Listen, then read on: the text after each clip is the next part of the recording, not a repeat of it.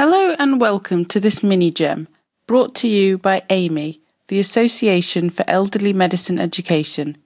I'm Selina Sanger and I'll be talking to you about keeping dementia patients safe in hospital. Our learning outcomes for this presentation are to be able to assess and manage dementia and delirium, and to be able to anticipate and prevent common adverse events in dementia patients in hospital, and we will do this using a case-based learning approach. Patients with dementia in acute hospitals are common, occupying a quarter of beds. These patients are more prone to adverse events whilst in hospital, for example, delirium, falls, hospital-acquired infections, drug side effects, acute kidney injury and functional decline. They also have notably worse outcomes with increased length of stay, increased mortality and increased institutionalisation. So what are adverse events? An adverse event is an unintentional injury caused by medical management rather than the disease process, and which is sufficiently serious to lead to prolongation of hospitalisation or to temporary or permanent impairment or disability to the patient at the time of discharge. Now we are going to work through a case history. Elsie is an 85-year-old female and she is admitted following a fall and a head injury over the bank holiday weekend. She lives alone and has a past medical history of dementia, atrial fibrillation and diabetes. She is on warfarin, digoxin, metformin, gliclazide, lisinopril and furosemide. What makes Elsie vulnerable in hospital? She is vulnerable for several reasons. Firstly, because of her dementia. She is less likely to be able to recognise any errors in her care, and her history may be less reliable. She has been admitted over the bank holiday weekend with likely poor continuity of care. She is on many drugs, including some high-risk drugs, warfarin, gliclazide and lisinopril. She is likely to develop delirium in hospital and all its associated complications. She lives alone and has no carers to speak up for her, and there may be a lack of staff training and dementia awareness in some acute hospitals. What are the most likely adverse events to occur in hospital? There are a number of adverse events that could occur with Elsie. She has had a previous fall, and patients with dementia are more likely to fall. She is prone to delirium as a patient with dementia.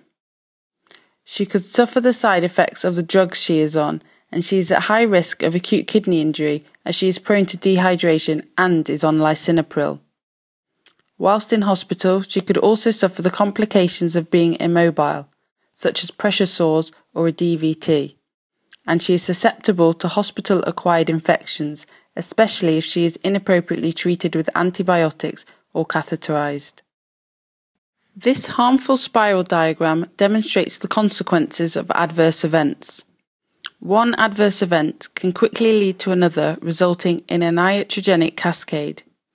A frail older patient with dementia who is managing in her own home on Friday can quickly become immobile and totally dependent by Monday when in hospital, but this can be preventable with good individualised care. So how can junior doctors help prevent these adverse events? Firstly, carry out a cognitive assessment. This will assess baseline and spot delirium early. If delirium is detected, it should be managed.